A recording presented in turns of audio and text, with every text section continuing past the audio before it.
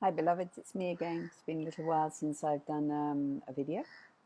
Um, it has been very intense and interesting times. I have no idea what I'm going to talk about today.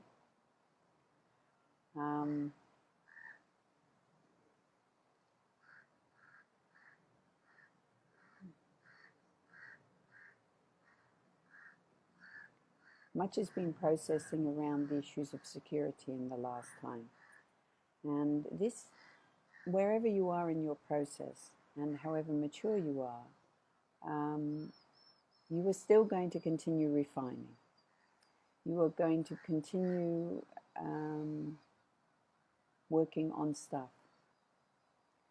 And what I've been seeing in these last days, for me, is that often when you meet people who are maybe more mature and who have come to a deeper level, or even sometimes the therapists who have got their standard answers to their questions, and it's sort of like, oh well, just think about peace, or think about this, or don't get angry, or just watch it. I need to let you know that there are times when it is appropriate, and there are times maybe where it's not even appropriate to have emotions, to have anger, to have sadness. Obviously, joy and all those things we're happy to receive, and they're just fantastic. But really, when you come to the depth of things, the learning often comes more deeply and shows us more beautifully when we are hitting the levels within ourselves that we often hide, which have the emotions which are not so easily accepted by people. People will love you if you're happy and juicy and loving. But when you come and you're really maybe sad, they get so uncomfortable with it. And they want to pat you on the back and say, there, don't cry. And they don't understand that maybe in that moment, it is absolutely necessary for you to be crying. This is why we are given tears. And this is why we are giving these beautiful emotions also. You might feel very pushed, and you might feel hurt, and you might shout at somebody and get angry, and they say, oh, look, you're angry. Don't be angry. If you put it in that way, you are doing this. Now, if it is hitting the other, it is theirs. Yes, it's beautiful to take the opportunity afterwards maybe to take some space and allow yourself to look more deeply into what the reaction is and why these things are coming up. Obviously, as I say, when we're happy and all that juicy, that's okay. But sometimes when we have these other emotions, which we see as bad, that nobody will love us or like us if we're in these emotions. Obviously, sadness is one. Maybe anger is another. We're so afraid of this anger or this strength in us to protect ourselves when we're hurt, or to sometimes just shout it out that we don't like what's happening. Now, we are not responsible for the other. We are responsible for ourselves. So in these moments, once this comes, let it be there. Those that can deal with you will deal with you. Those that can't will maybe walk away. But don't sell yourself out just because you're afraid to lose somebody or something. Sometimes it's also time. What I have found for myself, I have been processing also quite a lot of sadness, and also quite a lot of pain and hurt, which often for me does come out as when I am feeling hurt or sad or used or misunderstood or whatever, it comes out in anger. It has taken me a long time to not feel guilty about this anger, to realize that it has a beauty, that it actually, my anger is a way of saying, I'm not feeling I'm seen. I'm not feeling that I am being received. I'm not seeing, I am hurt. Something is hurting me. I feel that I am being misused. I am feeling overwhelmed. Now, in that, when I understood this, I realized even though I was still allowing this emotion, there was still a guilt with it. Because of the voices in my head that said, oh no, if you do that, it's not a feminine thing to do. Or if you do that, nobody will love you and nobody will like you. And you should be a nice person. You should be nice. I'm trained English, so we're very nice people and sometimes a bit phony with our niceness.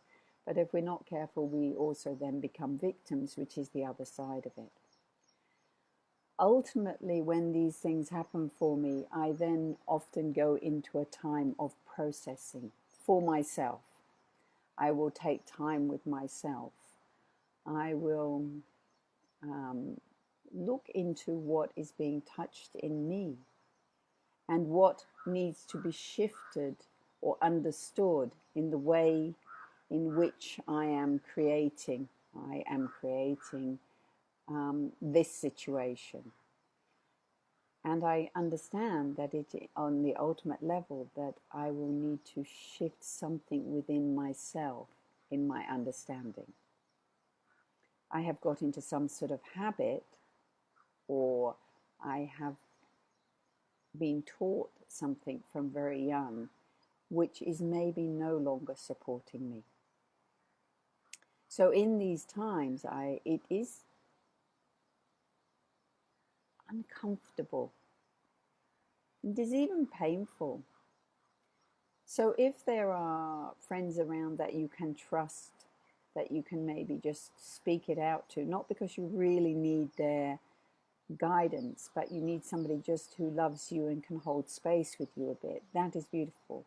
But ultimately, it is very good to take some time for yourself and use this beautiful opportunity to look and see what is being touched within you, what is realigning in you. Are you still going round and round in the same circle and it's the same pattern, and nothing is shifting?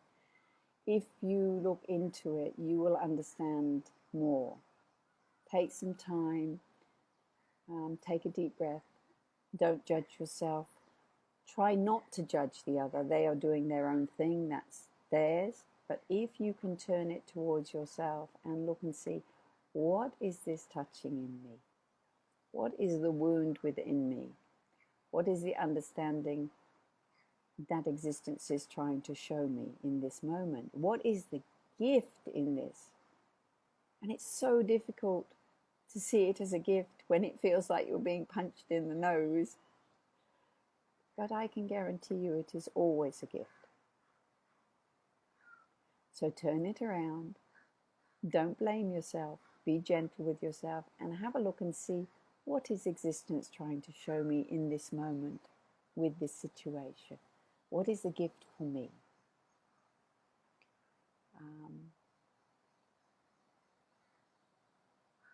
We are all growing so beautifully, and in this time we have such opportunities, which sometimes feels like we're being pummeled a little bit. But just turn it around, see it as a gift. Look and see what needs to shift in your reality, in the way of your contracts, of what you need to keep, what you need to things.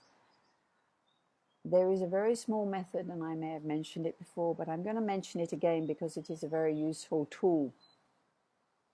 Really watch and see what, in each moment, especially these more difficult situations, what expands you, what makes you feel that you can breathe more easily, what makes you feel that you have more space. And watch and see what contracts you, what makes you feel small, what makes you feel tight. And you may be surprised to find that situations you think that are nurturing you, you suddenly realize are actually making you tight and contracted and small. And you thought these were good things for you. And then you might find you're in situations where maybe you're even yelling or doing something which you've been told is totally not correct. And you suddenly feel, wow, I feel more open. I feel more space within myself. I feel more at peace with myself. So it's a very useful small tool. And the interesting thing with it is once you get the knack, you notice, you don't really even have to notice, but you suddenly start dropping things that make you feel tight and small and compressed. And it is just rechecking to see old patterns that, and the thing is that they were incredibly beautiful friends at one time, and they were very useful friends. But it's like when you're walking across stepping stones across a stream or a river. You have to step to the next stepping stone. And when you step to the next stepping stone, you have to let go of the stone that was behind to keep moving. So at times, we have to see that we're moving to the next. And then we have to see whether or not we are ready to move, or maybe we have to stay with one foot on each stone for a while and look at that. But eventually, if we want to move on, we will need to let go of that stone and move to the next one. And then we will need to move on from that. So, my beloveds, you have to, my sister once said to me, and I loved it, she said, you have to have your morals and your standards and your understanding. But remember that these can change. And if you need to change something, make sure that you renegotiate and let maybe the person know that you are renegotiating and this is no longer what you're going to be doing. So you have to inform people when you choose to change, and be ready to let go of and move on. Keep moving on, keep moving on, keep growing, keep refining. As I have said to several of my people, to begin with, when you maybe come to somebody or as you start working on yourself, first you're in kindergarten and you are taken care of. And then as you mature and you refine and you want to start finding your own wings, you need to start taking your own responsibility and to start learning to look and see, to process, to just look and see, is this necessary anymore, and is this needed anymore? And sometimes say goodbye to an old pattern, an old friend, and way of being within yourself, and keep moving on. The refining happens how you felt maybe a day ago, how you felt a month ago, how you felt a year ago. It will continue to refine and change, and it will not maybe be relevant to act in that way anymore. So this is my gibberish today. I am in this also. I have a message on my phone now. It's talking to me. Anyway, this is my gibberish today. I send you a lot of love. Be gentle with yourself. Try not to judge yourself, but try to really look and see if something is happening, if it is really nurturing you in this here now. And as I say, I'm doing it. I'm not asking you to do anything. I'm not refining myself. I am continually looking and growing and understanding the unknowableness really of it all. And then you'll really see how there is so much magic beyond anything that you could ever know, and how sweet this life is, and how sweet you are. even in your horribleness. You know, we need to have a good bitch, and we need to have a good cry sometimes, and we need to have a good shout sometimes. My beloved Master Osho, he has created some beautiful meditations, but it is important not to get stuck in just taking the pressure cooker off in meditation. Sometimes you have to actually do it with a person or to a person so that you can see the response and to have to take responsibility for your own actions and what that brings towards you. Sometimes you feel guilty because you think you're doing it to somebody else. But if this person is there and they are also part of this process, then they are also pulling this and they must have something in it also. So you can say, okay, I take my 50%. May even be that you don't have that much, but you take your 50% and you give the other 50% back to the other to let them deal with themselves. That's not your business. Your business is you. Anyway, my beloveds, it's Monday morning here in Pune, India. I put the Osho Tibetan Pulsing cards up on my Facebook page, and I will share them on the Osho Gibberish page also. And I may do some commentary on that later. Let's see what happens. Anyway, have a good morning. I love you heaps. You are unique and perfect the way you are, and you will refine and you will shine more if you love yourself. But not in an ego way. One has to be ready to look at all of oneself, and that means all the horrible shitty bits that you don't want to look at, because they are also beautiful and they are also there for a reason. So my beloved ones, I send you much love on this Monday morning.